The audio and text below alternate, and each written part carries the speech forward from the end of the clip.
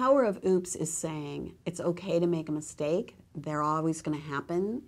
And how do I just shift gears? How do I learn from the mistakes I make and do it differently? That's all it is. So the first way to instill it in your family is to make sure you've instilled it in yourself, because there's a good chance that that's not how you grew up and that's not how you view mistakes. So what do you say out loud or to yourself when you turn the wrong way, when you didn't get something at the store that you meant to pick up, when you drop something off the counter? So the first piece is, how do we respond ourselves when we make a mistake? Oops, that didn't go the way I had planned. I'm going to go ahead and clean that up and do it differently. So to be really vocal in front of your children about how you accept the mistake and then you do it differently. One of my favorite parenting forgivenesses is when we say this to kids. I'm sorry that I yelled at you. And for most of us, the next word out of our mouth is, but. But here's why it's your fault. You shouldn't have done that, and then I wouldn't have done what I did. So instead of that, we're just going to go, oops, that didn't go the way that would have been the best for you or for me.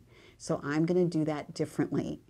So when they learn that we're willing to face the mistake that we made, face it with grace and just say, oops, that didn't go well, and then to go ahead and do it a different way, we teach our children one of the most valuable lessons they could ever learn, and that is how to be graceful when you make a mistake, how to make a mistake and recover. And that, wow, if we could do that in our world, it would make such a difference, because then we wouldn't all hold this impression of a human being as being somebody who never makes mistakes.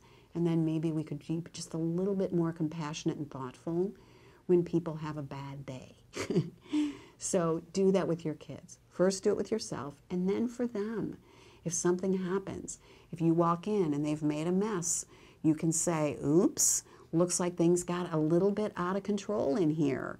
And so it's going to be important to put things back where they go. You guys were having so much fun, you forgot that getting everything out is just too much. So let's figure out how to do that differently. Let's figure out how to do it differently instead of, what did you do? So when we react to their mistakes with a way that says you can back that train up and you can learn to do it differently, it gives them the sense that there's always another opportunity. And let's face it, we have multiple opportunities every day to make mistakes and recover. So we ought to get really great at being able to do that and to stop this crazy train that says mistakes should never happen.